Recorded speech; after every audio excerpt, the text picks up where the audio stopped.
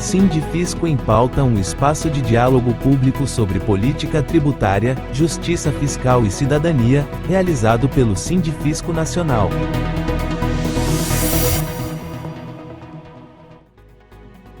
Olá, seja muito bem-vindo e muito bem-vinda ao Sindifisco em Pauta, o videocast do Sindifisco Nacional, um espaço de diálogo público sobre política tributária e sua relação direta com a cidadania. Eu sou a jornalista Heloísa Vilela, do ICL Notícias, e nesse episódio de estreia vamos falar de um tema central para a construção de um Brasil mais justo, a reforma do imposto de renda.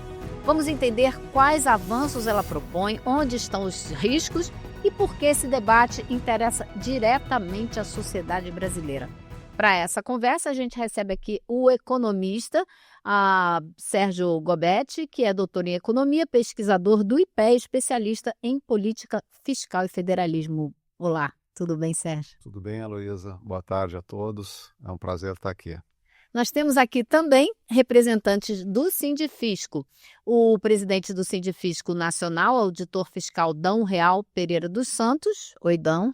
Olá, Heloísa. Olá a todas e todos que nos acompanham. É uma satisfação muito grande a gente estar iniciando aqui esse projeto, né? Sindifisco em Pauta é um projeto que veio para ficar, né? Queremos aí contribuir com o debate público sobre esse tema tão importante. Também temos aqui junto conosco a diretora de Estudos Técnicos, a auditora fiscal Maria Regina Paiva Duarte. Oi, Regina. Olá, cumprimento a todos aqui, Heloísa, Adão, Gobetti, e especialmente as pessoas que vão nos assistir, vão dar aquele tempo da sua vida para assistir um programa que promete bastante, vai ser muito bom, tenho certeza. Bom, então vamos tentar esclarecer e aprofundar, né, essa discussão da reforma tributária. E eu acho que a gente pode começar falando do caminho que a gente teve até chegar nessa reforma tributária. A gente viu que o governo fatiou a reforma tributária, né, e começou pela reforma do consumo, né, com os impostos do consumo. Então, eu queria começar por aí, né? Primeiro, antes de mais nada, eu queria saber se vocês acham que foi uma boa ideia fazer esse fatiamento, se ele deu um bom resultado, se não deu. Queria a opinião de vocês. Você quer começar, Sérgio? O que eu diria sobre isso? Acho que talvez politicamente, né, foi o caminho que se seguiu, porque a reforma do consumo talvez tivesse mais amadurecida em termos de apoio político, de concordância, né? A reforma da renda tende a ser mais polêmica, envolver mais interesses. Não que na reforma do consumo também não tenha ocorrido isso, como a gente viu, né? Muitos lobbies atuando e que acabaram, de certa forma, afastando, digamos, o resultado final da reforma daquilo que a gente poderia considerar ideal do ponto de vista técnico. Uhum. Eu vou deixar a reforma da renda para depois, porque exatamente isso ela é mais polêmica, né? Então, mas é uma questão central para a gente discutir se a gente quer falar de reforma de justiça social. Mas, Dão, o que você achou desse fatiamento? Você acha que funcionou? Conseguiu avançar mais assim? Foi uma boa estratégia? Veja, a grande bandeira de campanha, né, do governo, antes de ter sido eleito e logo no início do seu mandato, era colocar os pobres no orçamento e os ricos no imposto de renda. Se criou uma expectativa de que a tributação da renda seria atacada primeiro. Então, essa que era a grande expectativa que se tinha do início desse governo, era começar a reforma pela tributação da renda. Nós sabemos que o problema central da tributação, acho que temos concordância nisso, né, é que nós temos um peso muito elevado na tributação sobre consumo e muito leve na tributação da renda. Isso transforma a tributação brasileira numa tributação regressiva, que onera mais os mais pobres e menos os mais ricos. Isso é um diagnóstico conhecido, né, por todos. A nossa tributação da renda ela é muito baixa, sobretudo sobre rendas mais altas. Ou seja, rendas mais altas pagam muito pouco imposto. Imaginávamos que o governo entraria com força total logo no início do mandato, atacando esse grande problema que é a tributação da renda injusta, regressiva. Os mais ricos não pagam, os mais pobres pagam demais. E a partir desta reforma se passaria a fazer também a reforma da tributação sobre o consumo. Mas concordo com o Gobetti, a tributação sobre o consumo já estava na pauta. Ela já estava no Congresso desde 2019.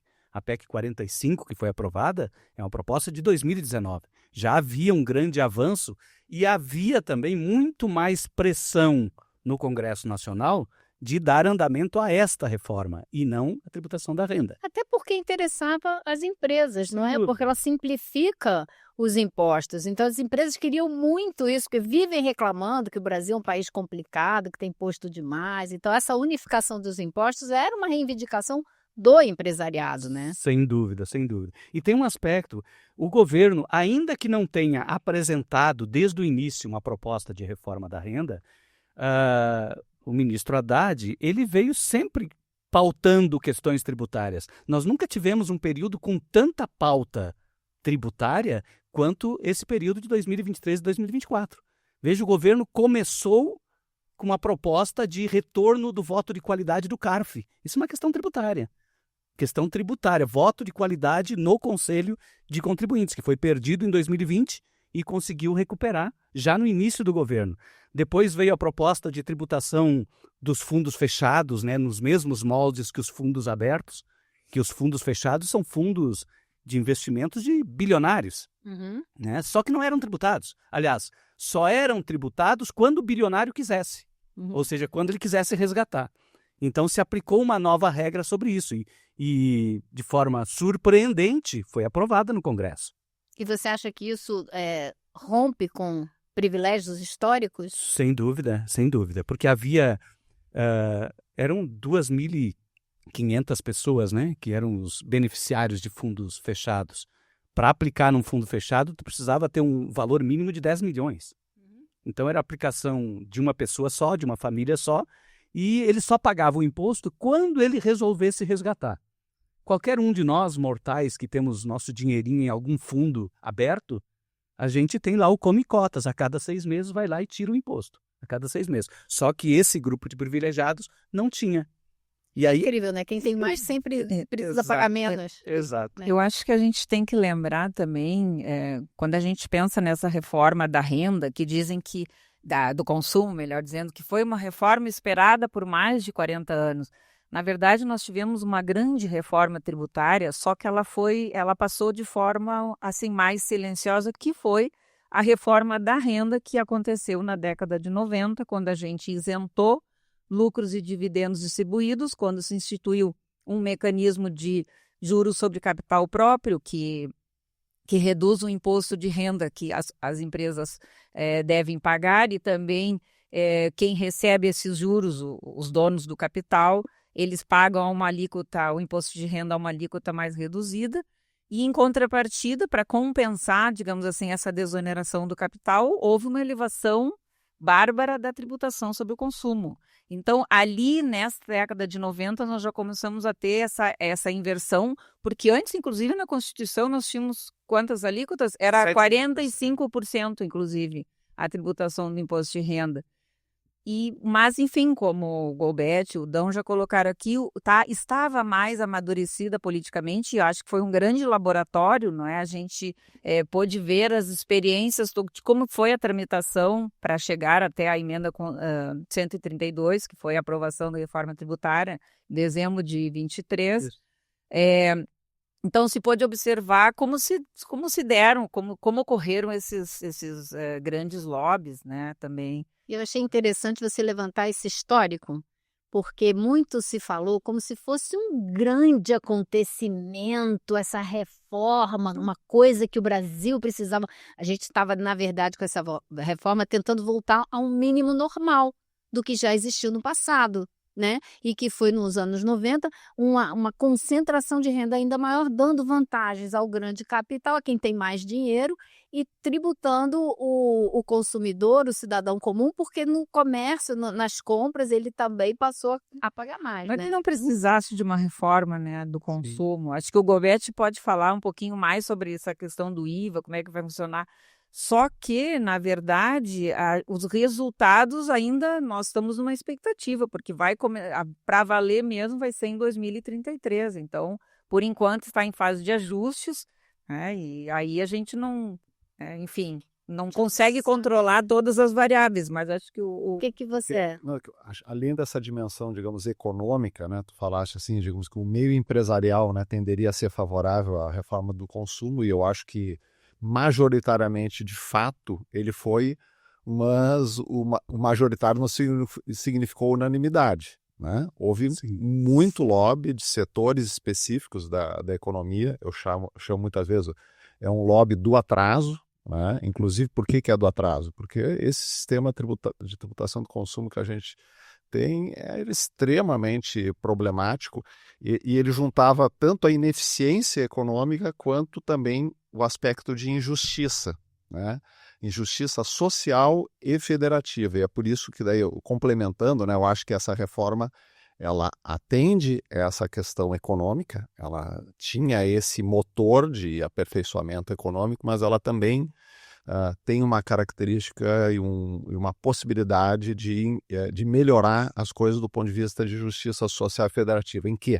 Na federativa, porque esse modelo tributário que a gente tem sobre o consumo atual, ele concentra muita arrecadação em poucos entes federados, principalmente municípios. A gente tem alguns municípios do Brasil, sede de refinaria ou paraíso fiscal, que paraíso fiscal no sentido de municípios que atraíram sedes de empresa.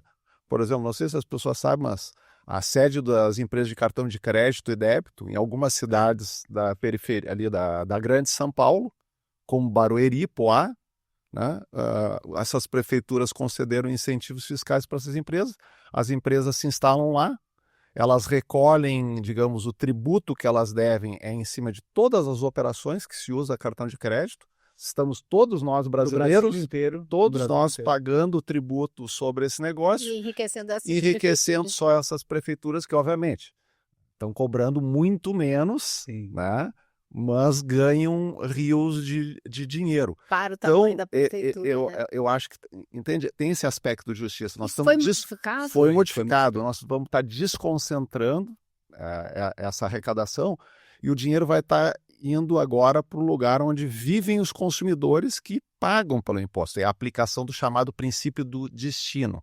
A gente hoje aplica o princípio da origem, tanto no ICMS quanto no ISS, e o novo modelo vai aplicar o princípio do destino. E do ponto de vista social, eu também diria que tem um avanço importante, embora aí ficou mais tímido do que poderia, porque é no enfrentamento da regressividade da tributação do consumo. O tributo sobre o consumo, naturalmente, inexoravelmente, ele é regressivo. Mas é até bom explicar, né? Eu ia perguntar, mas antes de você explicar, então, só queria reforçar isso. Agora, então, quando eu faço uma compra com meu cartão de crédito, o imposto que eu pago na compra vai ficar mais no meu município do que em outro município que ninguém sabe onde é que fica. Exatamente. Em tese vai ficar 100% no município onde comprou. O que acontece, vamos lá, quando tu comprar cartão de crédito tem duas coisas. Tu pode são dois impostos que incidiam, né? Se tu está comprando um alimento, né? Então existia o imposto, o ICMS, sobre o alimento que tu estava comprando, mas também existia um ISS, um imposto sobre serviço, sobre a taxa que a empresa de cartão de crédito cobrava daquele supermercado que estava te vendendo o alimento. Tá? Então são dois impostos. E tanto o ICMS, né, ele ficava na origem, nesse caso exatamente do supermercado, em geral onde a pessoa mesmo vivia, mas o ISS ia para cidades onde estavam a sede das empresas. E agora? Tá? E agora não, vai estar no lugar onde está o estabelecimento comercial, onde a compra foi realizada. Mas no caso do ICMS também temos outros casos, onde aí não é o caso do supermercado, mas onde a pessoa podia estar comprando, por exemplo, se ela comprasse um automóvel que ele estava sendo produzido em São Paulo, né? Ele é um cidadão que mora na Paraíba e compra um automóvel que é produzido em São Paulo. Parte do ICMS sobre esse automóvel, é um imposto que o cidadão paraibano está pagando, mas aquele ICMS, uma parte ficava em São Paulo e outra parte ficava na Paraíba. A partir do novo modelo, todo esse imposto sobre o automóvel vai ficar no local onde vive esse consumidor que pagou por esse imposto. Acho que ficou claro, né? Vamos falar de regressividade, então? Vamos lá. Explica o que é, como é que funciona, o que mudou? Isso. Pode falar, Roberto. A regressividade é no sentido, o oposto da progressividade, né? Que é quem ganha menos acaba pagando mais. Isso acontece na tributação do consumo, por quê? Porque os pobres, eles consomem mais do que as pessoas mais ricas, eles consomem tudo que ganham, né? Então, uma maior proporção... Não é que consome mais, eles consomem toda a renda. Toda a renda. Renda, é isso. Toda a renda, O exatamente. rico vai lá comprar um iate. Ele compra exatamente. Pode gastar no supermercado 10 anos que ele vai comprar o iate. Então, proporcionalmente, mesmo que o rico e o pobre estivessem comprando duas coisas com a mesma carga tributária, em proporção da sua renda, o pobre pagou mais. No Brasil, as coisas são piores ainda, porque às vezes ocorre, né, a gente estava falando de ICMS, por exemplo, o ICMS, não sei se você sabe, mas o ICMS de automóvel tem uma alíquota por convênio nacional menor, né, do que outros produtos que a gente poderia considerar que são mais essenciais. A ideia da essencialidade, né, da seletividade, ela foi completamente desvirtuada no Brasil por causa da guerra fiscal, por causa dos caminhos práticos que os fiscos estaduais encontraram para poder arrecadar, né, e sem, digamos, um critério efetivamente, né, baseado na essencialidade. E na própria reforma, né? Agora, nessa última reforma aprovada, o critério da seletividade, da essencialidade, que era bastante utilizado antes, quando a gente tinha os impostos. Bom, ainda tem, né? Porque a reforma ainda não está em vigor, né? Mas, por exemplo, essa nova reforma aí aprovada fez com que os produtos, que a gente não possa tributar produtos supérfluos como se tributava antes. Também tivemos exemplo de armas e munições que tiveram sua tributação reduzida. Clubes de futebol, entendeu? Pelo lobby, assim, absurdo. É que a gente tem os dois lados, né? Temos os dois lados. De um lado, se usava muito mal. A Constituição, ela prevê que todos os impostos sobre consumo, praticamente todos, PIS, COFINS, IPI e ICMS, o IS não tem, mas nesses quatro, eles são orientados por um princípio que permite que eu possa elevar alíquotas em função da baixa essencialidade, ou reduzir alíquotas em função da alta essencialidade de produtos. Okay. E é por isso que eu tenho alíquotas muito variadas no conjunto, né? A ponto de ter, para armas e munições, alíquota de 70% no conjunto. Né? Para cigarro, mais de 90%, para perfumes importados, 70%, bolsas de Vison, 70%. Qual é o princípio que tem por trás disso? O princípio é, aquilo que é supérfluo, eu posso cobrar mais, porque é consumo de pessoas de alta renda, elas não vão deixar de consumir. E cobrando sobre esses, claro que tem algumas vezes que eu elevo a alíquota que é para baixar o consumo, que é o caso do cigarro. Mas na maioria das vezes não é assim que faço. Eu elevo a alíquota para poder baixar de produtos essenciais sem perder a arrecadação. Isso já era assim? É assim. Hoje é assim. Hoje é assim. Mudou com a reforma. Só que esse princípio foi muito mal usado. Foi mal usado a ponto de eu dizer que o combustível tem que ter a alíquota mais elevada. E eu uso... Se o combustível não fosse essencial. Como se não fosse essencial. Mas, na verdade, eu uso o princípio de forma distorcida. Para dizer, como eu posso mudar a alíquota, eu vou ampliar a alíquota daquilo que eu tenho mais segurança de arrecadação. Combustível. E o combustível, combustível, energia elétrica e telecomunicações, no caso do ICMS, eram os únicos três bens e serviços que eram tributados no destino, no local do consumo. Isso significa que eram os únicos três bens que não estariam sujeitos à chamada guerra fiscal. Tá? Diferente da fabricação de carro, qualquer outro produto, que a cobrança, o tributo é devido na origem, isso gera um estímulo para o estado onde ele é produzido, sim, reduzir o ICMS através de uma série de artifícios, né, para atrair as empresas. Essa regra não vale para combustível, energia e comunicação. Então isso... Porque essas alíquotas são mais elevadas. Isso acabou fazendo que no Brasil esses três produtos, a gente chama no linguajar meio técnico de blue chips, são as blue chips do ICMS, né? Porque elas que teriam alíquota mais altas. Mas do lado também daqueles que seriam, digamos, a essencialidade, afora tudo isso que o Dão e a Regina falaram, e mesmo agora na reforma, se entrou a coisa da cesta básica, alimentos, mas veja, tu tá Deixa dando... claro, então, cesta básica foi isenta. Se cesta básica é isenta, Zero. mas os alimentos, então, os alimentos da cesta básica com alíquota zero e os alimentos outros, que não são da 60%. cesta básica, tem uma redução de 60% da alíquota, né? Então, digamos que a alíquota, né, do novo IVA, juntando a parte federal com o estadual e municipal, tivesse uma alíquota de 25%, né? Vai ser um pouco maior que isso. Sim. Isso significa que a alíquota dos alimentos seria 40% desses 25%, né? Que, portanto, dá 10%. 8 a 10%. 10%, tá? 40% de 25%. Agora, é o 4%. até mesmo a discussão da cesta básica foi bastante distorcida. Foi Porque a gente viu tentativa de botar caviar, não foi? Mas, Na isenção. veja, a carne na cesta básica entra carne tanto que o pobre compra quanto que o rico consome. E esse é o problema. Como, embora proporcionalmente à renda, o pobre ele consome toda a sua renda, em termos de volume, o rico consome Mais. Mais carne, por Ah. exemplo. Então, isso faz com que, na prática, se a gente for mensurar em termos monetários, no agregado, o benefício fiscal que existe nas exonerações dos alimentos, uma série de coisas, a gente constata que o volume de benefício fiscal que as famílias mais ricas usufruem com as exonerações é maior do que o das famílias mais pobres. Mas, bom, esse era o sistema que tu tinha no passado para fazer essa desoneração, tu pelo menos aliviava um pouco a coisa para o mais pobre. Só que hoje, o que se tem é que hoje se teria tecnologia, hoje se tem tecnologia para tu fazer uma outro tipo de desoneração, que é o que entrou na reforma tributária, que é o chamado cashback, que é a devolução do imposto diretamente para a baixa renda. Então, em vez de desonerar o produto, eu desonero as famílias de baixa renda. Mas aí, então, eu diria que o cashback ele acabou ficando meio fragilizado. Por quê? Porque tu vai ter o cashback, mas tu vai ter junto com o cashback muita desoneração para diferentes produtos, bens e serviços. E entrou não só para alimento, mas por exemplo, saúde e educação privada, que os pobres não usam.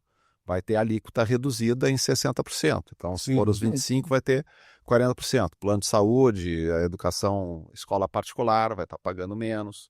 Né? Mas na verdade, acaba pagando mais, né? Hoje, porque vai pagar mais, porque hoje está sujeito ao IS, né? Hoje está sujeito ao imposto seletivo, ao imposto de serviço do município, cuja alíquota é muito baixa. Mesmo reduzindo 60% nesses serviços, vai aumentar o tributo sobre esses serviços. E tem que considerar do municipal. Porque o municipal vai ter a mesma alíquota estadual, é uma alíquota só. Tem que considerar Serviços também mercadorias. que o cashback é um mecanismo assim que dá é progressivo, digamos assim, né? Mas ele também vai deixar de fora muita gente que está na faixa ali do salário mínimo em diante, porque ele beneficia, que é bom, as pessoas que estão no CadÚnico, no Bolsa Família e tal. que é uma renda assim, de meio salário mínimo. Ele é bom, só que ele é insuficiente, né? É uma coisa que precisamos melhorar ainda. E eu acho Mas deixa eu que entender uma coisa, essa história do cashback. Então, a cesta básica foi isenta. É, alíquota Isso. zero. Desculpa, eu corrigi. Isenção e alíquota zero. Ou seja, todo mundo no Brasil vai se beneficiar disso. Isso. Todos. Todos os ricos, classe média, pobres vão se beneficiar dessa alíquota. E não zero. vai gerar cashback. Agora, quando que você recebe o cashback?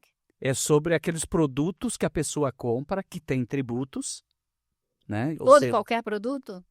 não, praticamente todo e qualquer Que a tributo. pessoa Só que não é devolve faixa tudo. de renda recebe. Ela não devolve tudo. Não devolve tudo. Tem alguns... Tira melhor. Vocês têm alguma proposta alternativa? Porque eu fico pensando aqui, se a pessoa tem uma carteirinha do CadÚnico e vai comprar, ela devia não pagar o imposto ali e pronto. Seria o ideal, né? isso já existe no Uruguai, se não me engano. Pois é, no Brasil não estaria inventando. É. Não, eu acho assim, E na hora da compra, há um controle. Por exemplo, no Rio Grande do Sul, hoje a gente implementa um programa já de devolução do ICMS, tá? Que é pioneiro. Há uma preocupação também, não é a pessoa simplesmente lá no supermercado, porque senão tu poderia ir acompanhado de qualquer outra, né? Poderia ter fraudes, então vai Que é aluguel de carteirinha do...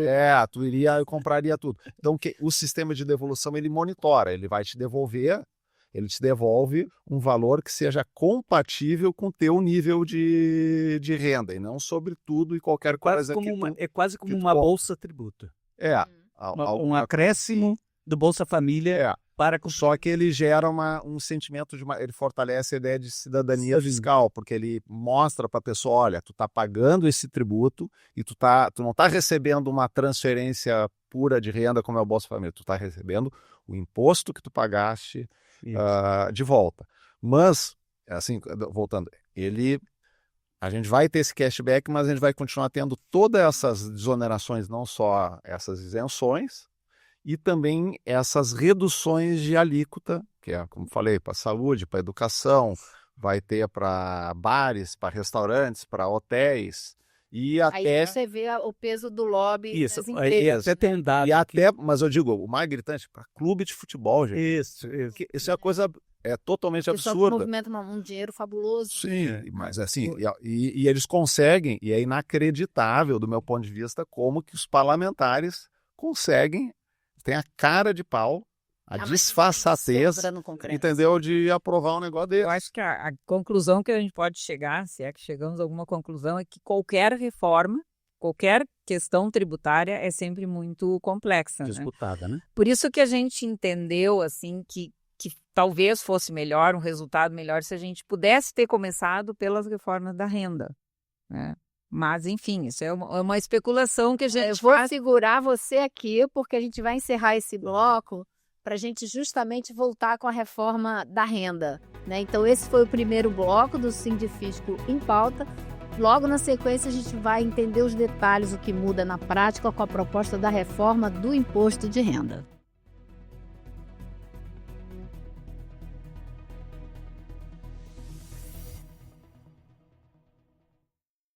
Estamos de volta e nesse segundo bloco a gente vai tratar de um tema bastante espinhoso. Vamos mergulhar nos detalhes. Quais as mudanças e propostas sobre o imposto de renda e como elas vão afetar a sociedade brasileira, né? Então, acho que aí a gente entra no tema central da justiça social, né? Se você não distribuir a renda de uma maneira um pouco menos injusta do que acontece hoje no Brasil.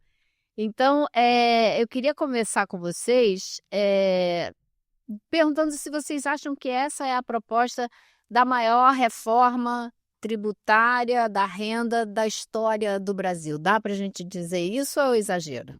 O ministro Haddad tem dito isso, né? Ele tem dito que essa é a maior reforma da renda que a gente já teve. Eu concordo com a Regina, a maior reforma da renda que a gente teve foi na década de 90. Né? E foi ao contrário, na verdade é uma reforma regressiva. Uma reforma que... Para aumentar a injustiça social e não para diminuir. Né? Exatamente. Por conta daquela reforma que aconteceu na década de 90, que começou no ano seguinte à Constituição, ou seja, a Constituição, no ano da Constituição, a gente tinha 7 alíquotas de imposto de renda, a alíquota mais alta era 45%. No ano seguinte, modificou-se a legislação do imposto de renda, criando apenas 2 alíquotas, e a alíquota máxima era 25%. Aí chegou em 1995, com a Lei 9.249, se isentou lucros e dividendos do imposto de renda. Inclusive lucros e dividendos remetidos para o exterior. Ou seja, nós isentamos lucros e dividendos distribuídos sob o pretexto de que seria tudo tributado na pessoa jurídica. Mas também na pessoa jurídica houve uma redução um pouco antes da alíquota geral da pessoa jurídica.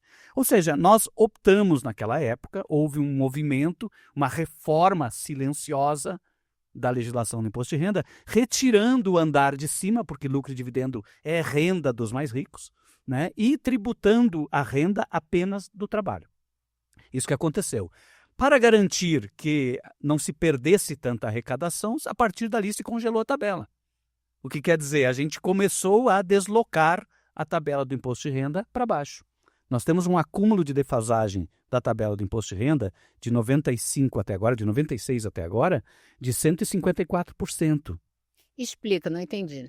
Veja, quando eu não corrijo as faixas de renda da tabela, e as pessoas têm a sua renda do trabalho sendo corrigida pela inflação, quer dizer que as pessoas vão entrando em novas faixas de renda a cada ano, a novas alíquotas a cada ano.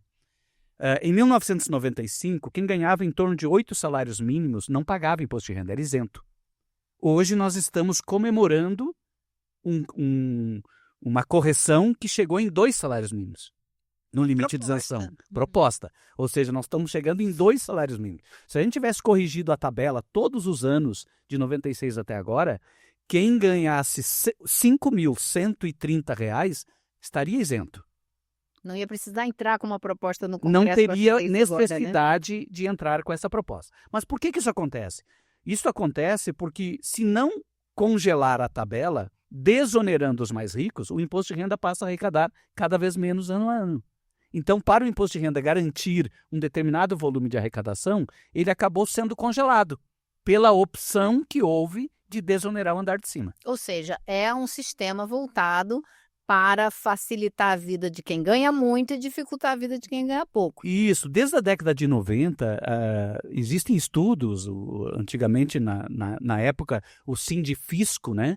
Pelo menos o Sindicato dos Auditores da Receita Federal se chamava Unafisco Sindical. E tem vários estudos daquela época, da década de 90, em que a gente mostrava a injustiça da desoneração dos lucros e dividendos e o quanto isso significava uma perda de qualidade para o próprio imposto de renda. Hoje, o retrato que a gente tem, a fotografia de hoje da legislação do imposto de renda é assim: a alíquota efetiva do imposto de renda, que é aquela que é calculada a partir do imposto pago dividido pela renda total.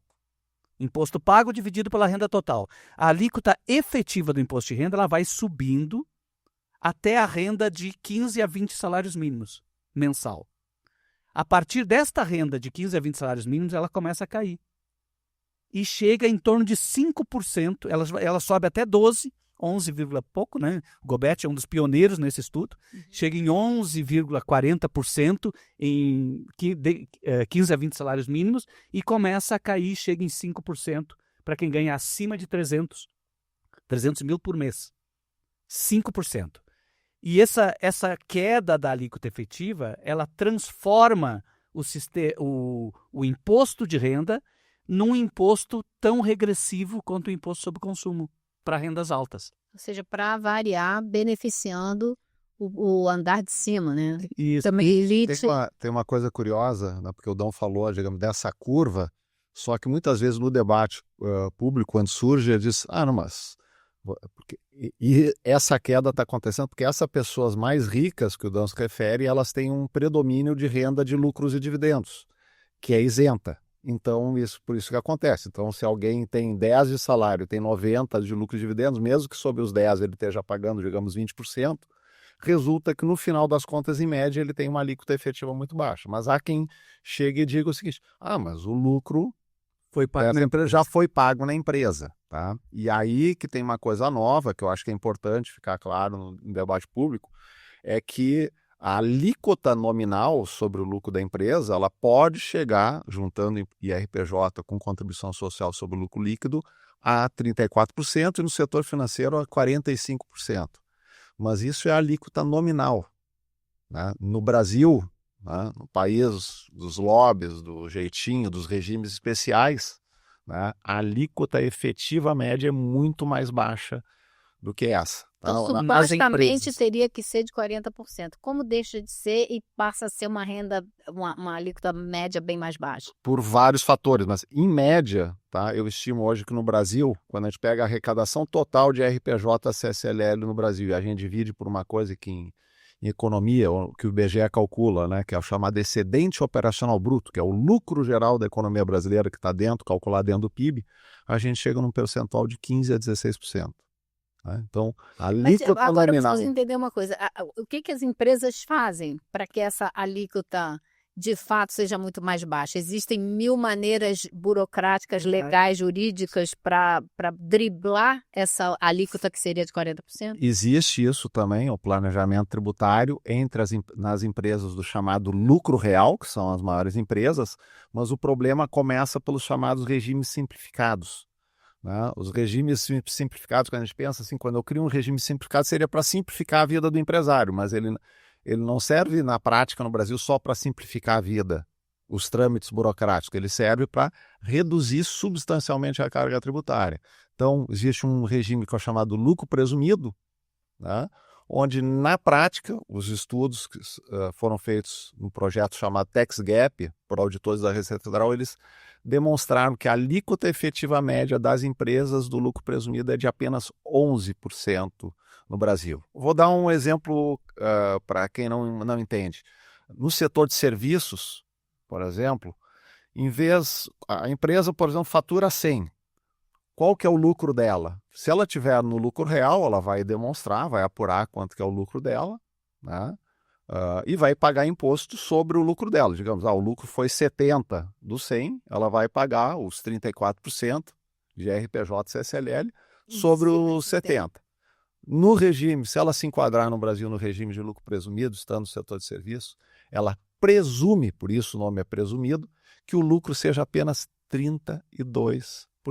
E ela paga os 34% sobre os 32%. Não é que ela diz. O legislador brasileiro deu jeito de dizer, eu acho que eu ganhei tanto. Ele fixou na lei que o percentual a presumir de lucro para as empresas do setor de serviços é de apenas 32%. Para todas e qualquer, não é uma escolha. É um benefício que o legislador... A lojinha da esquina com a Gucci vendendo... Não é o problema, não é o problema só até do comércio. Até se a gente for pensar o comércio talvez, o comércio é menor ainda. Tá? O lucro é 8%, presumido no comércio. Mas e o comércio ele está girando. Então é o seguinte, ele fatura, mas ele comprou um outro produto que ele está vendendo, então ele teve um custo de fato elevado. Só que existe no setor de serviços, por exemplo, inclusive que é muito forte no Congresso, o lobby dos chamados profissionais liberais de várias categorias organizadas, entendeu? De advogado, engenheiro, pode ter economista, várias profissões, onde não tem custo nenhum, gente. Entendeu? Ele abre uma PJ, tem uma questão, né, Gobete? Em casa. Isso, ele não tem. No máximo ele vai ter talvez pagar um aluguel, um funcionário, mas na prática o que os estudos mostram é que essas empresas do setor de serviço, elas têm um lucro que varia entre 70% e 80% e, no entanto, estão recolhendo imposto sobre 32%. Tá? Então, esse é um exemplo prático do que acontece legalizado por algo que os parlamentares brasileiros... Entendeu? Mas tem uma questão, Gobete, aí. Claro que a gente está falando do lucro presumido. O lucro presumido representa, sei lá, o simples é a maior parte do volume das empresas. O lucro presumido é uma outra grande parte. O lucro real representa um percentual muito pequeno de empresas. Lucro real é aquele lucro que é calculado, que tem contabilidade toda e tem que calcular o lucro. O lucro real são um conjunto pequeno de empresas, em torno de 3% das empresas no Brasil, mas representa mais de 65% de todo o faturamento. Então, ali no lucro real, existe uma legislação... Digamos uma Petrobras. Isso. Tem um lucro real. Os multinacionais, Bancos, tem todos lucro real, não é presumido. O conjunto de empresas é muito pequeno, mas o volume de receita bruta é muito grande. E ali, no lucro real, a gente tem uma legislação que estabelece o seguinte: o lucro real, de fato, não é real, é fictício. Por quê? Porque o lucro real é o lucro tributável. É aquilo que serve de base de cálculo. Mas tem um lucro contábil, que seria o lucro líquido, que é aquele lucro que é distribuído a cada ano aos sócios e acionistas. Então, eu tenho o cálculo do lucro contábil, que ele decorre de toda a contabilidade, receita bruta, deduções, receita líquida, gastos, custos e tal, e chega no lucro. Quando eu chego nesse lucro, aí a legislação fiscal, a lei fiscal, estabelece uma série de ajustes a esse lucro. Ajustes podem ser para aumentar este lucro ou para diminuir este lucro, para chegar no lucro real. O fato é que a quantidade de ajustes para reduzir o lucro é muito maior do que os ajustes para aumentar o lucro. E aí, então, as empresas se aproveitam de toda essa legislação que foi construída e que vai reduzindo o lucro. Você tem algum exemplo do que faz, o que se usa para reduzir o lucro? Juros sobre capital próprio é um exemplo. Juros sobre capital próprio é uma forma de distribuição de lucro que as empresas usam desde 96 também, desde aquele período de... Ou seja, você chega no lucro, distribui o lucro e depois o que sobra que vai ser o lucro tributável. Exatamente. O juros sobre capital próprio é uma forma de distribuir lucro. Ou seja... Mas não, retomando aqui a questão do PL agora, que foi o assunto que o Gobete iniciou E nós estamos aqui falando sobre o imposto de renda e a contribuição social das empresas. O que importa é que neste projeto se está prevendo esse mecanismo de compensação, digamos assim, que ninguém vai pagar mais do que já... Se ela já pagou, não teria mais por que pagar o imposto... Já pagou 34%, Isso. tá? Porque, voltando, Fica aí, o debate público qual é, né? Quando ele diz, os muito ricos estão pagando muito pouco, menos do que os 10%. Né? Diz, mas já pagou na empresa. Daí o que a gente está dizendo assim, não é bem assim, tá? No Brasil, em média, em vez de pagar 34, em média no Brasil tu paga 16, tem empresas como do lucro presumido pagam 11, no simples menos ainda do que 11, no lucro real muitas pagam bem menos do que os 34, no lucro real, o Dão foi falar desse negócio, em média varia entre 22% e 25%, tá? A alíquota efetiva média, até a Petrobras. Inclusive os bancos, cuja alíquota nominal é 45%, em média eles não pagam mais do que 20%. Por conta desse Por lucro conta disso. real. Por conta do lucro real. O lucro real é um lucro calculado a partir do lucro real. A proposta de reforma vai mexer nisso? Então, ela não está mexendo nisso. Ela está impondo um imposto mínimo para as pessoas físicas, que é esse 10%. Tá? Então, ele diz, qualquer pessoa física, tá? Ele recebeu X de lucros e dividendos, salários, aluguéis, aplicações financeiras. Soma tudo e paga 10%. Soma tudo, ele aplica 10% sobre isso aí. Digamos, a pessoa teve uma renda, a gente está falando do imposto, o imposto mínimo é um imposto que vai ser aplicado operacionalmente para quem ganha acima de R$600 mil, mas a alíquota mínima de 10% ela só atinge os 10% no 1.200.000.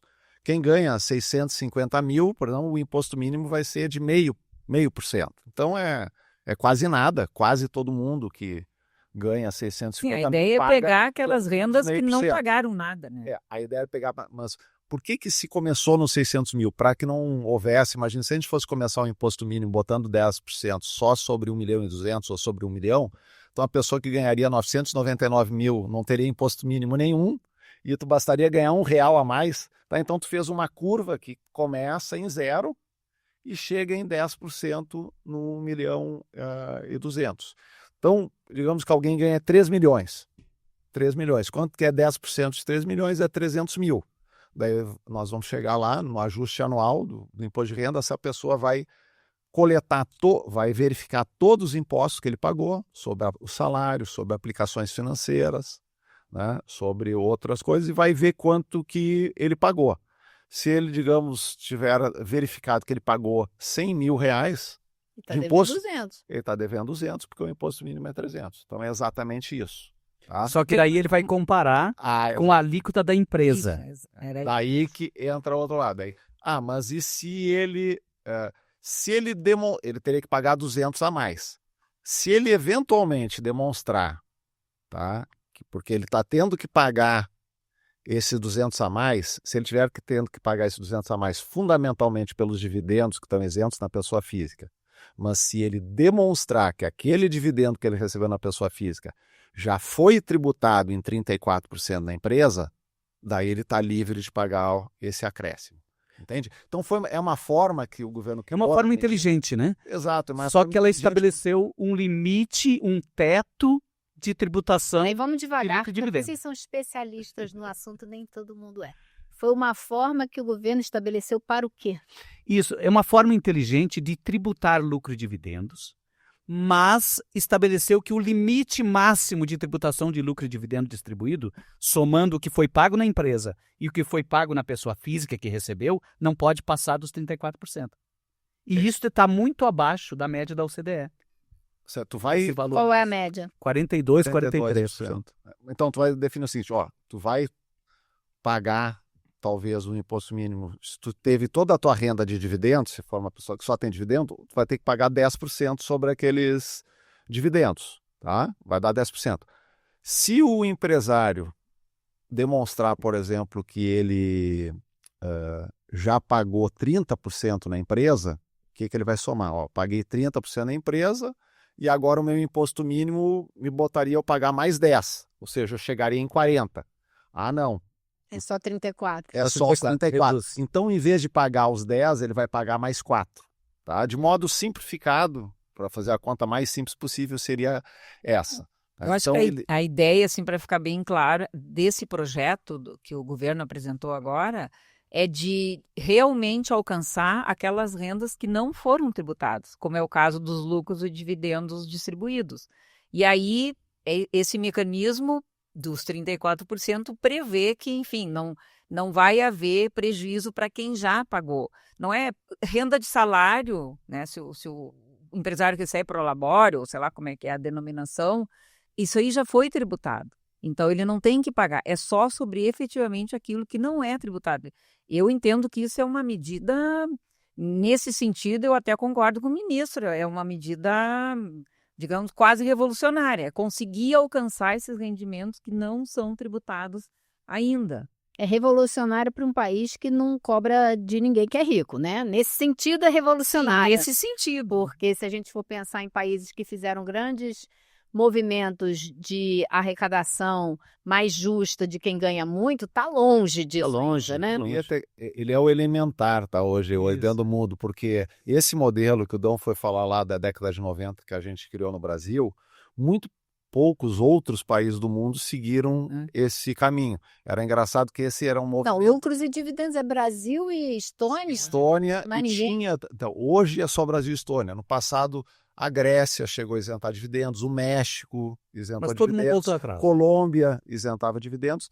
Então, quase todos os países que aplicaram essa política em algum momento nas décadas passadas voltaram atrás. Restou só, a gente brinca, então, só o Brasil e a Estônia. Tá? Então, a gente eu justamente brinco muitas vezes, né?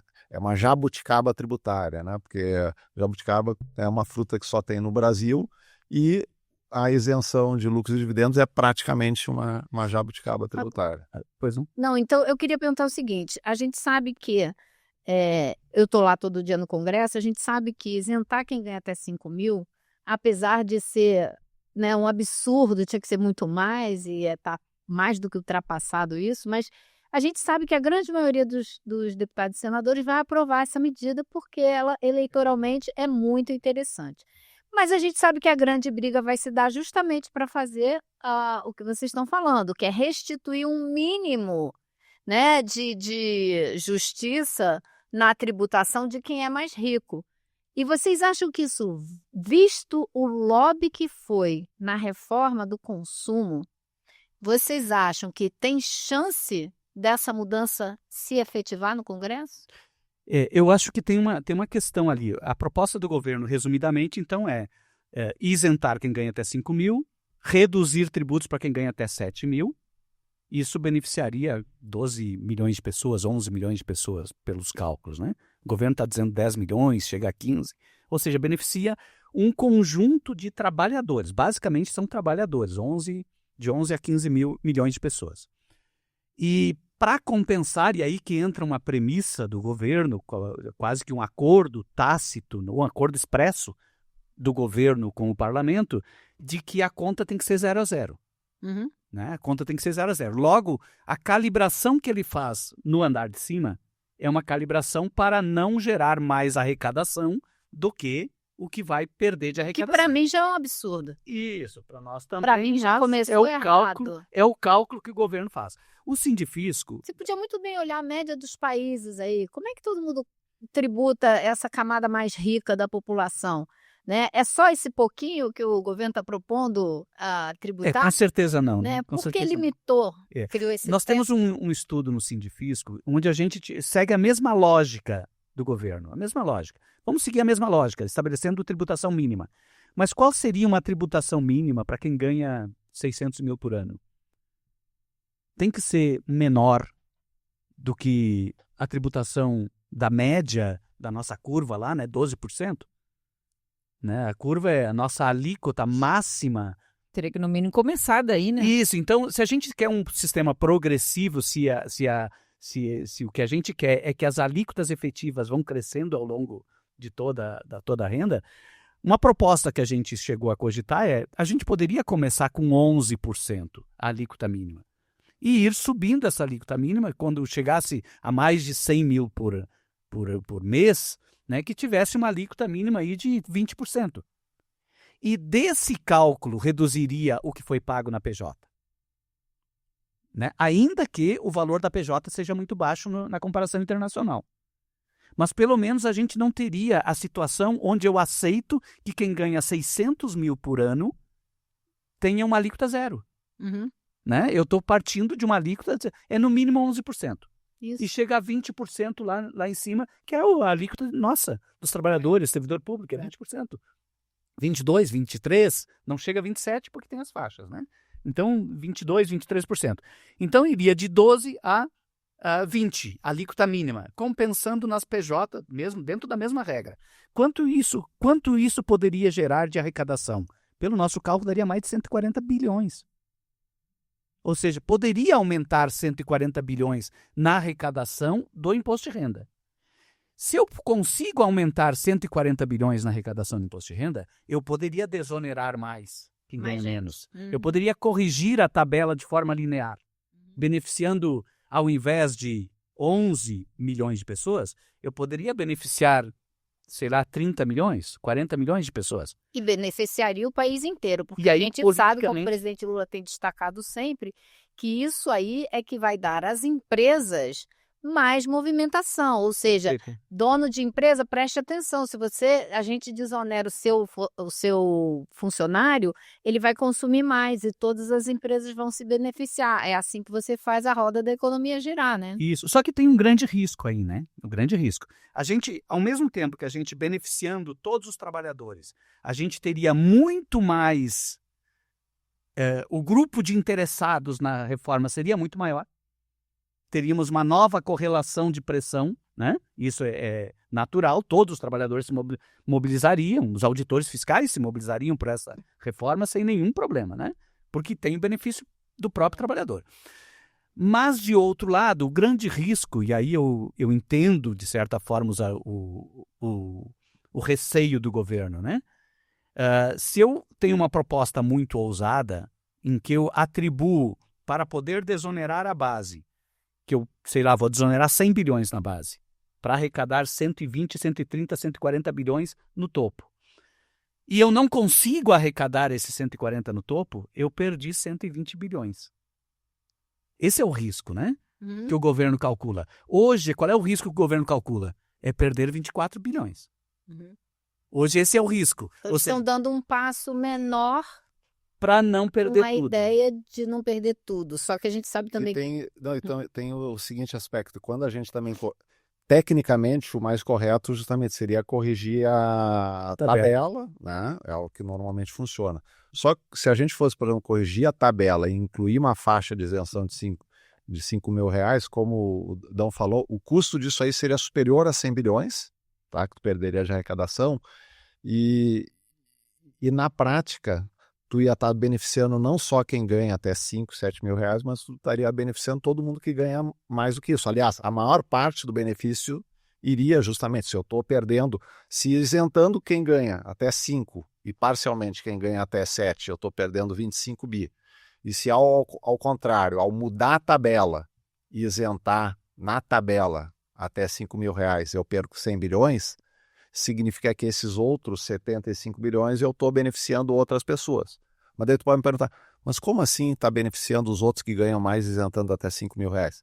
Porque na tabela do imposto de renda, vamos lembrar, todas as pessoas se beneficiam de uma isenção dos primeiros 5 mil reais. Né? Os primeiros 5 mil reais de renda de todo mundo também estariam isentos. já diz, eu já fiz 7 mil, você compensa essa diferença. que o de 7 importante Isso é bom esclarecer, porque no projeto do governo não é elevação do limite de isenção. que eu vou completar agora. É isenção de quem ganha até 5 mil. Isso. E depois até 7 mil, você A tem redução uma vai isenção dos 2 mil da diferença entre 5 e 7. Não, é uma redução. Deixa eu tentar explicar, assim. É uma redução. E a pretensão de tentar só esclarecer é que mesmo essas correções, entre aspas, da tabela do imposto de renda que aconteceu em 2023, 2024, na verdade não foi tecnicamente uma correção, como o Gobetti estava falando, porque correção da tabela significaria corrigir todas as faixas. O que o governo fez? Ele conseguiu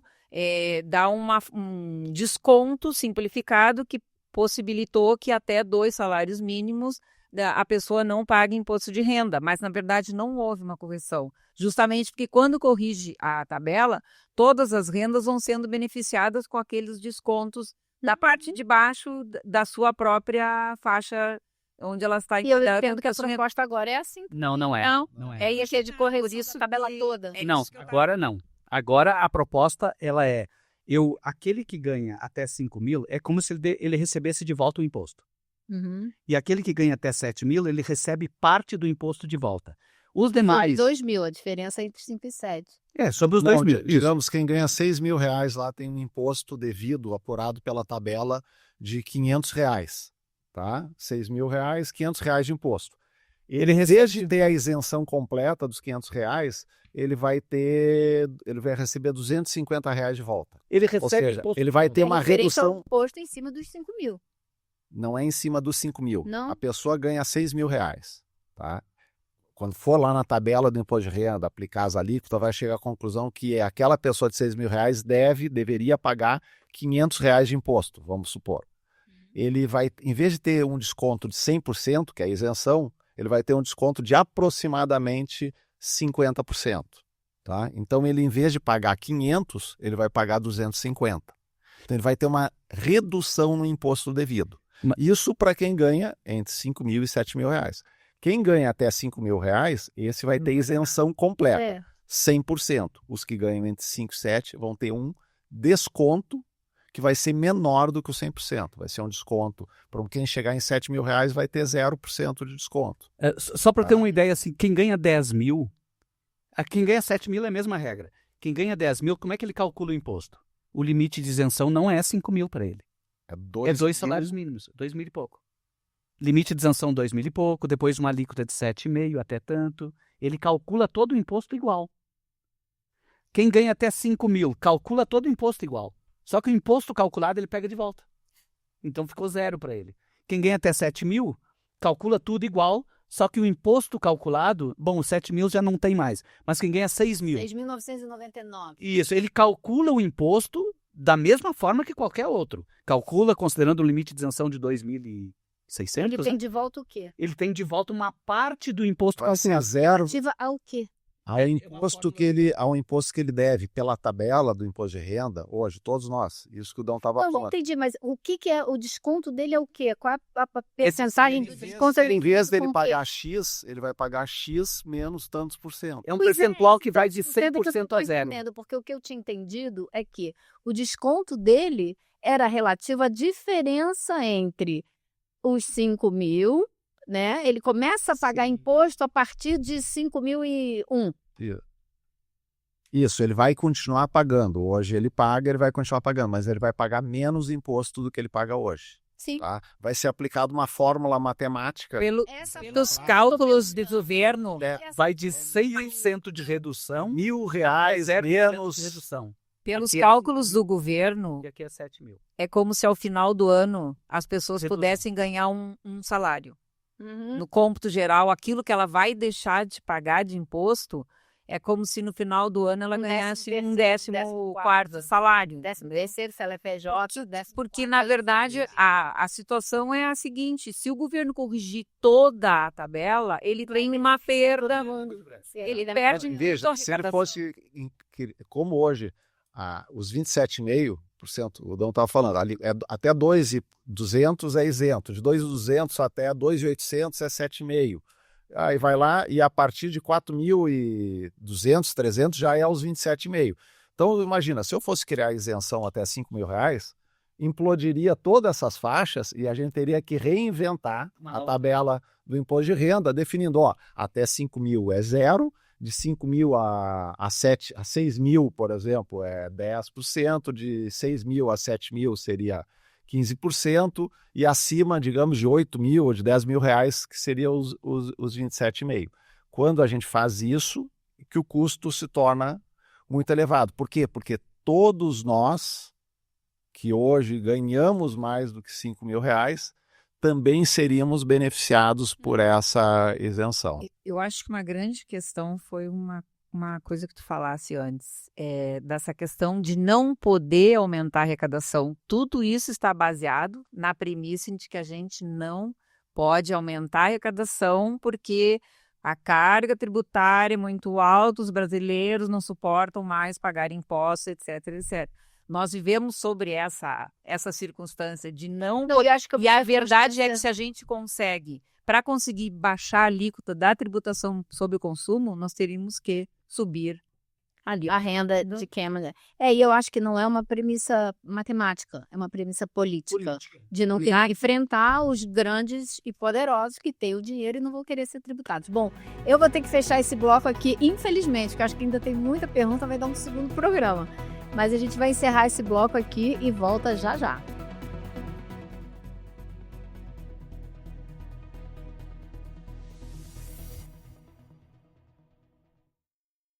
Estamos de volta aqui para discutir um pouco mais dessa reforma tributária e a gente sabe que a proposta da reforma da renda já enfrenta lobbies e resistências. Então vamos tentar descobrir o que está em risco, a essência do projeto pode ser descaracterizada ou não, e acho que também é importante a gente tentar entender se essa proposta, do jeito que ela está, será fiscalizável, né? Porque vocês que são os especialistas na área, que têm que fazer auditoria e que têm que acompanhar, vai ser possível averiguar a aplicação dessa lei do jeito que ela está? Não, sem dúvida. Essa diferentemente da reforma da tributação sobre o consumo, que de alguma forma simplificou para a administração tributária fazer o controle, né, facilitou, simplificou de uma forma geral, a reforma da renda, do imposto de renda, vai aumentar a complexidade da administração tributária. Ou seja, é preciso que a gente tenha realmente condições de mapear, de identificar os lucros, de verificar nas empresas se aquele lucro, se aquela alíquota efetiva é de fato a que ocorreu, ou seja, aumenta um pouco a complexidade. Mas a administração tributária, pelo menos na Receita Federal, ela vem se preparando para isso, né? A Receita Federal já tem inúmeros projetos. Recursos, tecnologia, inteligência artificial, inúmeros projetos neste sentido, né? Vejam que tivemos agora recentemente, né, o episódio do Pix. O que era o episódio do Pix? Era um instrumento que não tinha nada a ver com Pix, que era um instrumento de obrigação acessória imposto pela Receita Federal para poder mapear fluxos financeiros, né, praticados pelas fintechs, ou seja, a Receita vem se preparando para encontrar todas as movimentações financeiras onde elas ocorram. Então, o que aumenta de complexidade quando eu coloco uma tributação sobre rendas isentas, ou seja, que hoje são isentas, lucros e dividendos, por exemplo, que tem retenção na fonte de 10%, que vai se compensar na declaração anual, o que vai aumentar de complexidade é que agora a fiscalização obrigatoriamente passa a fiscalizar pessoas jurídicas e pessoas físicas de forma integrada. Ou seja, ela precisa fiscalizar a renda da pessoa física comparada com o lucro gerado na pessoa jurídica. E atualmente, como todo lucro e dividendo é distribuído de forma isenta, todo o esforço fiscalizatório da Receita Federal ele fica voltado para as pessoas jurídicas.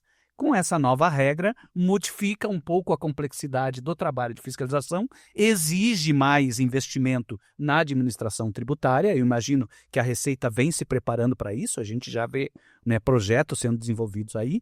E tem um outro aspecto que a gente até não chegou a comentar no bloco anterior, uma novidade, que é também chega a ser um instrumento de anti-elisivo, né? Que é cobrar o imposto sobre a remessa de lucros para o exterior. Porque a gente não cobrava nada de imposto sobre remessas ao exterior. Como eu passo a cobrar uma parcela de imposto sobre o lucro distribuído no Brasil, era muito fácil a pessoa não distribuir mais lucro no Brasil e constituir empresas no exterior para receber lucro. Fora. Né? E a alíquota é a mesma? A mesma alíquota, é o 10% de alíquota mínima para todo. Na verdade, nem é a alíquota mínima. Aí vai ser uma alíquota de 10% sobre qualquer lucro remetido para o exterior. Que ultrapasse os 50 mil... 50 mil. Por mês. Isso. Então, de fato, a gente estabeleceu um limite de isenção para a distribuição de lucro de 50 mil por mês. Para politicamente ninguém poder dizer que está acabando Pois com a isenção de lucros e dividendos. exatamente. Então, não está, na verdade, acabando formalmente com a Não, porque isenção. você não teve Ele uma faixa. é um paliativo, né? O imposto mínimo e essa medida de retenção é um paliativo. e até afasta um pouco a resistência daquelas pequenas empresas, né? Então já que você falou de resistência, vamos falar de resistência.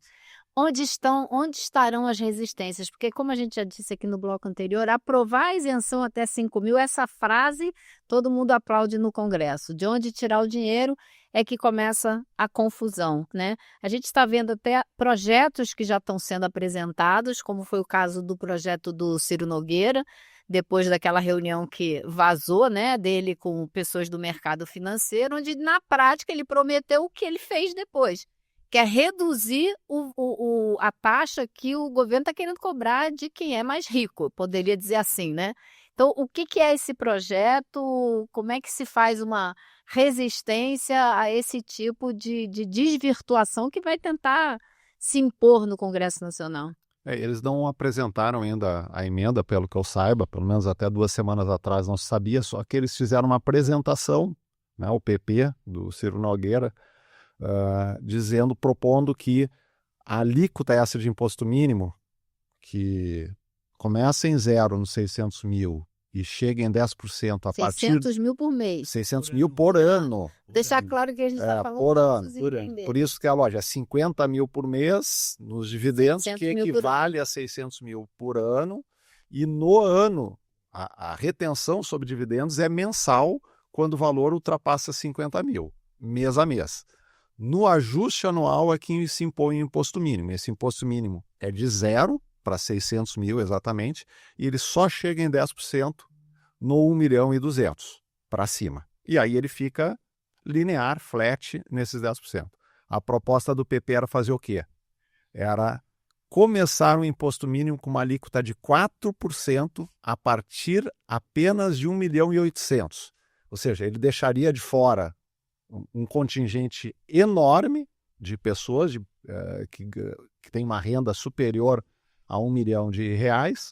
Em contraposição, ele diz, eu começaria 4%, mas eu chegaria em 15% até o bilhão.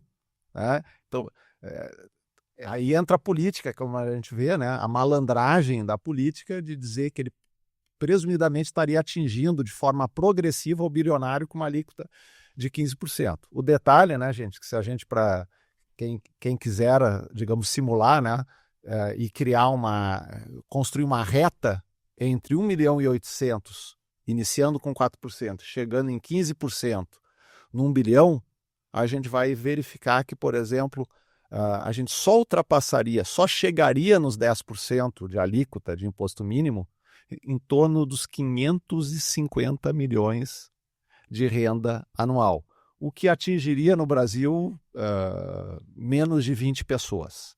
Tá? E, em compensação, o enorme, 99,9% dos milionários do Brasil iam ter uma alíquota menor do que 10%, e na verdade 99% teria uma alíquota entre 4 e 4,2%. Eu falei, ela começa em 4, em torno dos 20 milhões de renda anual, 20 milhões de renda anual. Chega a 10%. Não, nos 550 milhões ela atingiria 10%. Nos 20 milhões ela estaria em 4,2%. Então é uma... Daí vê quando a gente justamente... Desagrega, desnuda, né? Isso. Aí o negócio traça, a gente vê a natureza. E é interessante, o discurso político, né, deles é quererem proteger o pequeno empreendedor, pequeno empresário que estaria sendo atingido. Olha, o pequeno empreendedor está dirigindo Uber. Esse é o pequeno empreendedor. Exato, né? Existe eu digo que tenho dito, há uma confusão que os políticos fazem no Brasil com frequência na hora que votam legislação tributária, é de confundir o porte da empresa com a capacidade contributiva do dono dessa empresa ou do acionista da então empresa. vamos explicar essa diferença. No caso, digamos, uma empresa pode ser uma empresa do Simples. A empresa do Simples são aquelas que faturam até 4,8 milhões. Eu posso ter uma empresa faturando 4,8 milhões, tendo um lucro de 3 milhões e com um dono só. Ou seja, a empresa pode ser pequena, mas o dono dessa empresa é riquíssimo. né? Tem uma renda de 3 milhões, ou posso ter então uma empresa do lucro presumido, onde daí o faturamento é superior ao 4,8 milhões, e ele tendo um lucro de 10, 20 milhões e uma pessoa ou duas pessoas só compartilhando esse lucro. Em compensação, eu posso ter uma grande empresa, a Petrobras, um banco, que ela tem milhares de acionistas. Eu tenho o banqueiro, obviamente, pode ser um bilionário, mas eu posso ter o pequeno investidor, posso ter um aposentado que pegou o seu dinheiro da sua aposentadoria e investiu em ações da Petrobras, de um banco qualquer, e ao sistema tributário, né, e ao legislador tentar beneficiar a pequena empresa em detrimento da grande empresa, sem olhar para a capacidade contributiva das pessoas físicas, dos acionistas, elas acabam desvirtuando e distorcendo, né, a aplicação do princípio da progressividade. Porque a aplicação do princípio da progressividade requer que a gente olhe para a capacidade contributiva, para a renda das pessoas. Então, quando a gente vê essas discussões no Congresso, a gente tem que tomar muito cuidado quando começam a se usar certos termos, né? O pequeno empresário. O pequeno empresário não necessariamente é uma pessoa que está lutando com super dificuldade. Pode ser uma pessoa que está faturando, está lucrando muito e pode contribuir mais, né, para o coletivo da sociedade brasileira. O pequeno que está investindo, que tem custo, que contrata mão de obra, ele fatura 100 e lucra 10. Isso, ele vai estar abaixo dos 50 mil ali tributável. Exatamente. Ele vai estar abaixo. O problema é aquele que fatura 100, que não tem custo nenhum, não está assumindo risco nenhum, não está inovando, não está empreendendo coisíssima nenhuma. Ele está recebendo de bandeja uma renda altíssima e sem tributação nenhuma. Então, a gente tem que separar o joio do trigo de uma vez por todas. Porque a gente sabe, né, que muitas vezes o projeto, digamos assim, saiu das mãos do governo e foi para o Congresso, né? Como quase todos os projetos, né? Então, agora cabe ao Congresso, enfim, não propor medidas que possam diminuir essa capacidade potencial que tem de fazer justiça fiscal. Mas a gente sabe que a briga vai ser essa, né? A gente sabe que a maioria do Congresso, se eu não estou enganada, vai brigar justamente para não fazer a justiça social, para dar a isenção para quem ganha até 5 mil, sem fazer a justiça social. Que eles começaram falando em vamos cortar de outros lugares. De onde? Saúde, educação, né? Dos gastos do governo.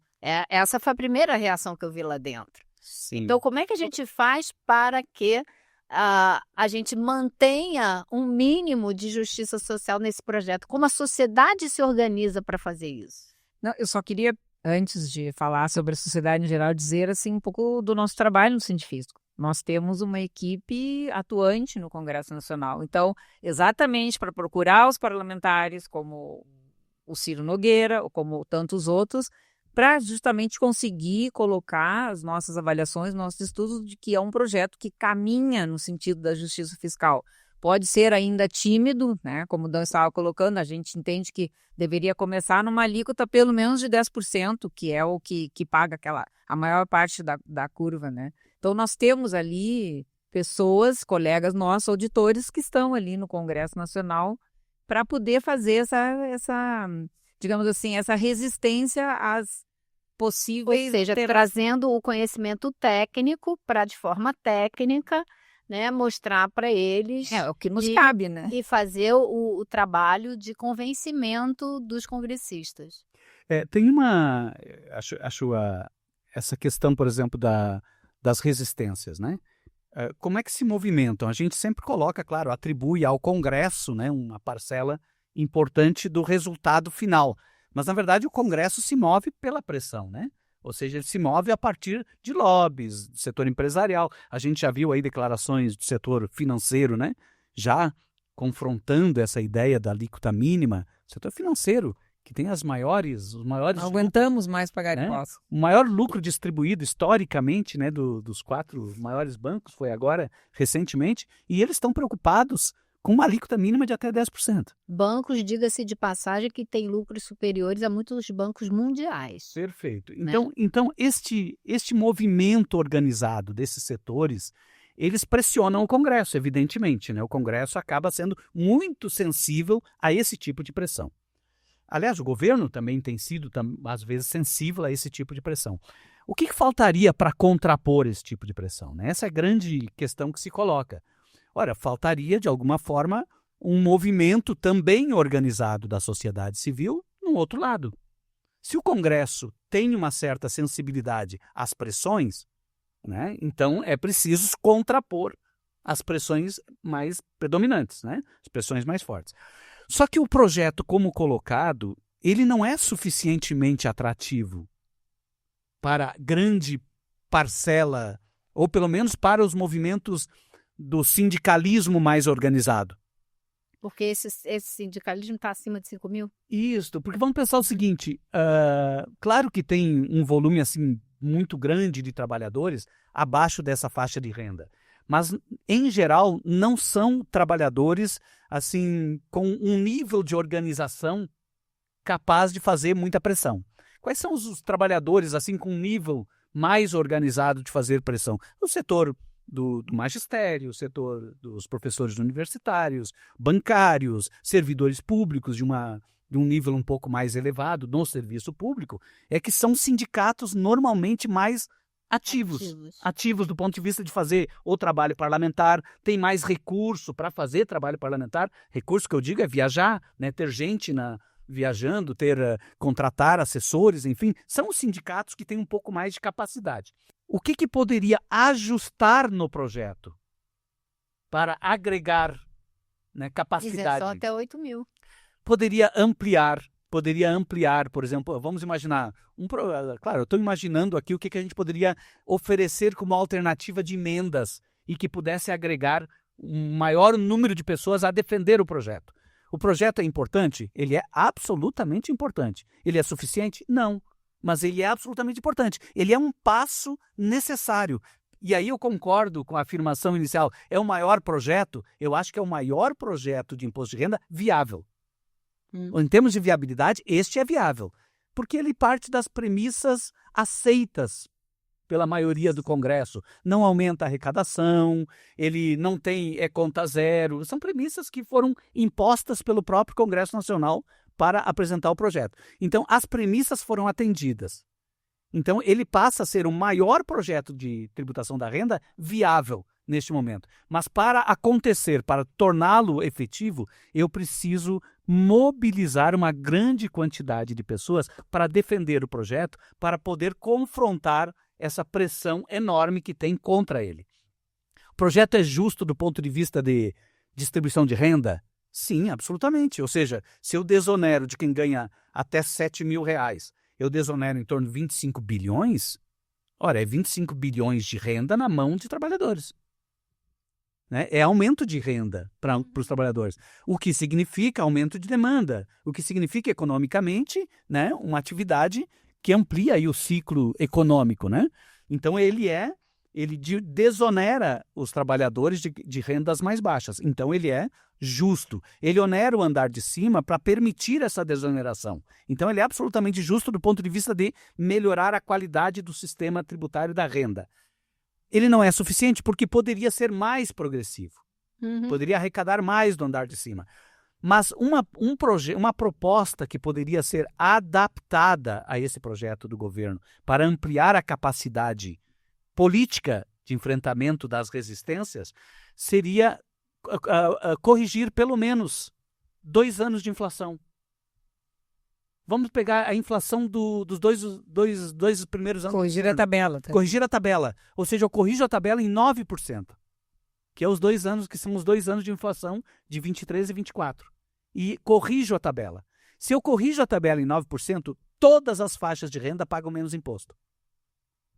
Todas pagam menos imposto. E quanto dá isso em valor? Dá em torno, não chega a 40 bilhões.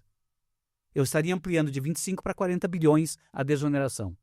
Mas eu agrego todos os trabalhadores para defender a proposta. Então, seria uma solução do ponto de vista político. E aí você aumenta Exatamente. a arrecadação lá em cima. Aumenta a arrecadação lá em cima. Ou seja, eu, ao invés de terminar em 10%, a alíquota mínima das rendas altas, coloca 12%, coloca 15%.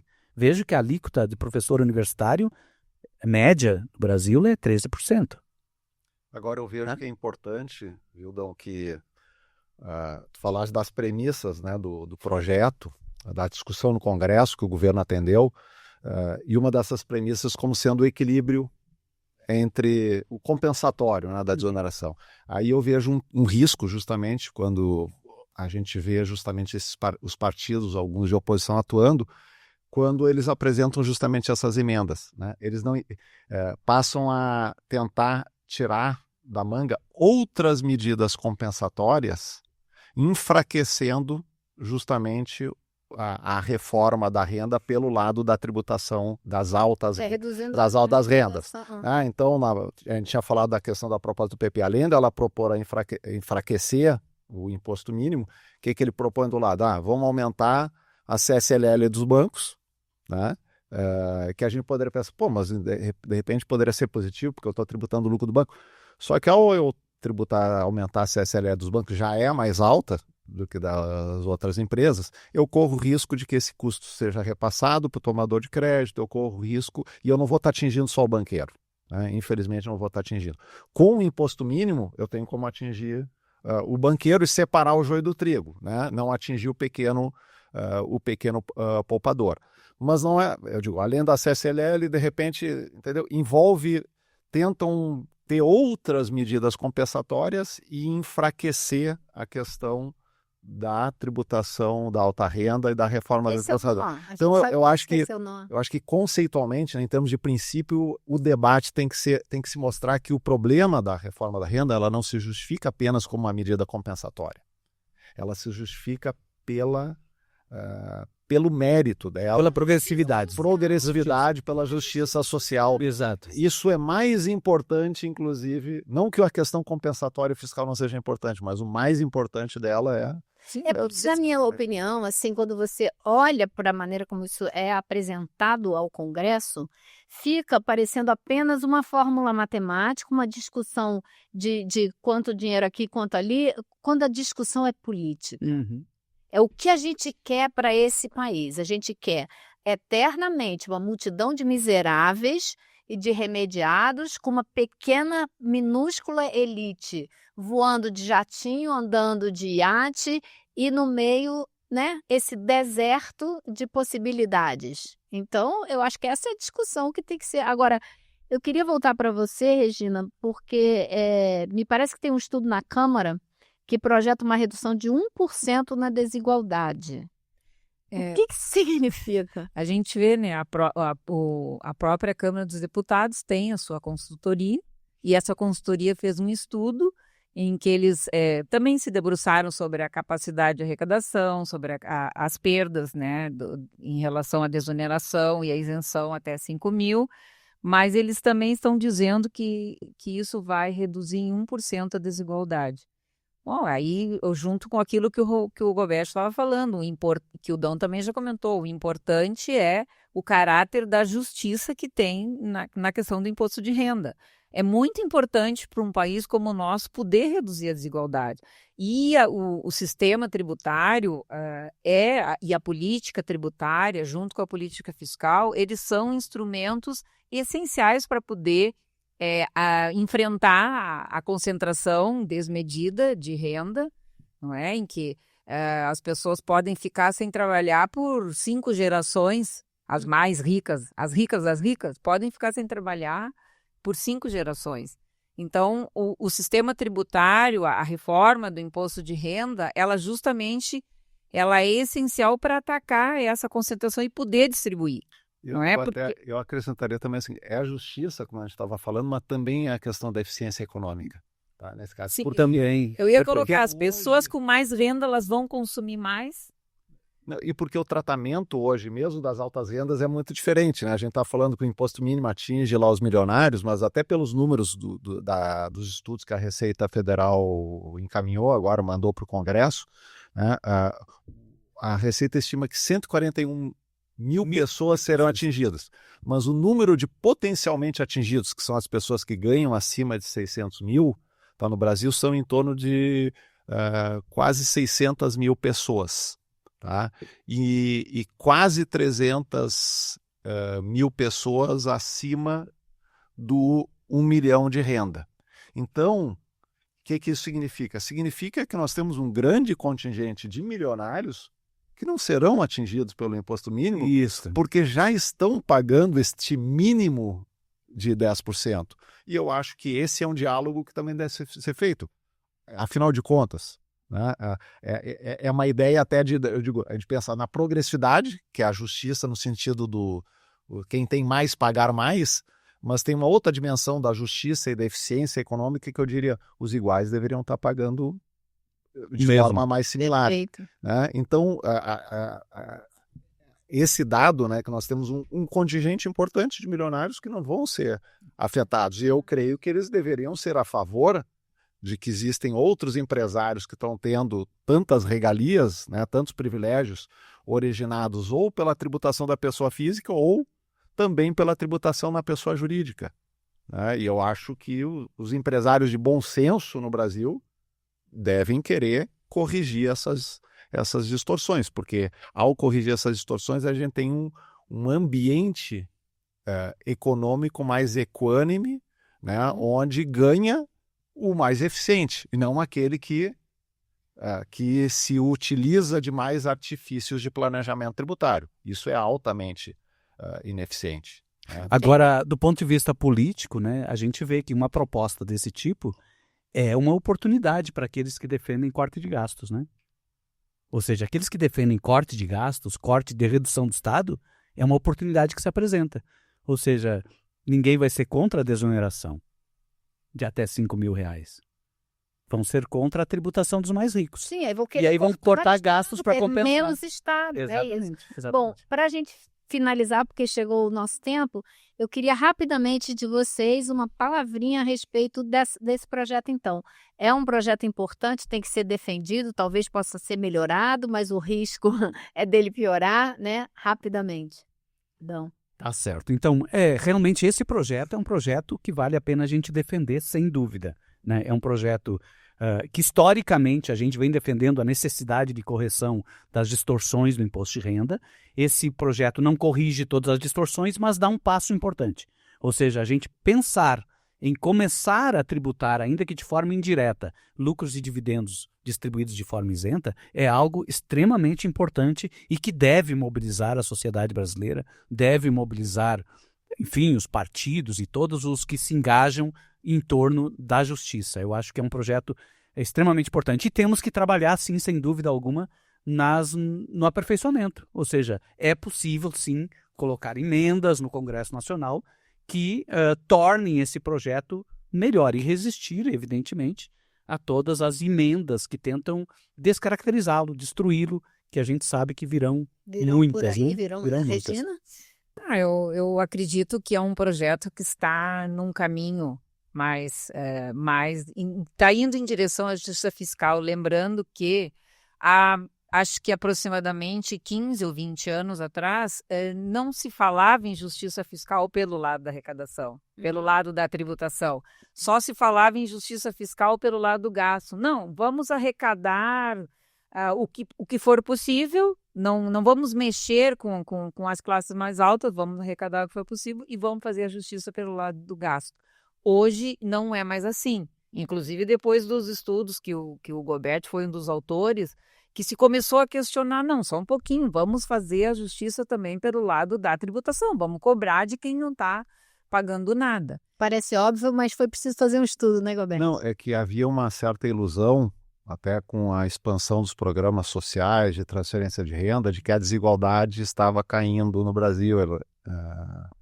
E a gente constatou, através de pesquisas e dos dados do imposto de renda detalhados que a Receita passou a publicar a partir de 2013, por aí, esses dados passaram a mostrar que, embora os miseráveis estivessem melhorando de vida, os muito ricos estavam enriquecendo cada vez mais. Entende? A situação brasileira era essa, ou seja, os muito pobres melhorando, né, mas os muito ricos aumentando a renda, de modo que o miolo, né, a gente pode pensar, a grande classe média, em termos relativos, estava empobrecendo. Então, a desigualdade a gente pode dizer, não, os pobres estavam ficando um pouco menos pobres, mas a desigualdade não estava sendo revertida. Eu acho que essa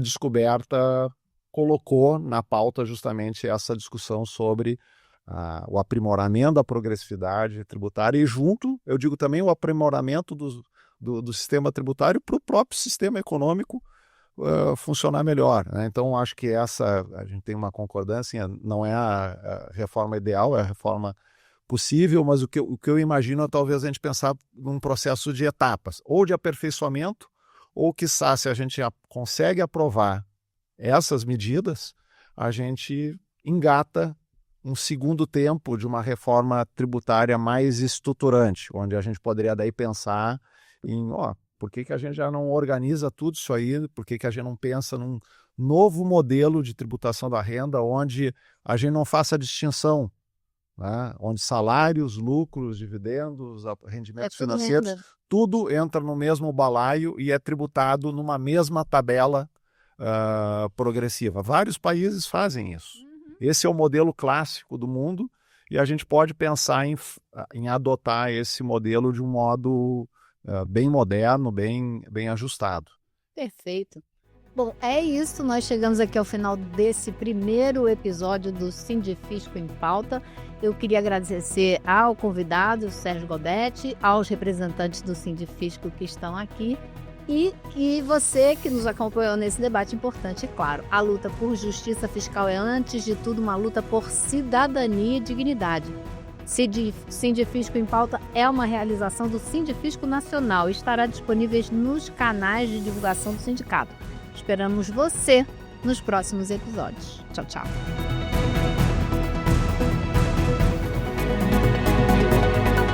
Sindifisco em Pauta, um espaço de diálogo público sobre política tributária, justiça fiscal e cidadania, realizado pelo Sindifisco Nacional.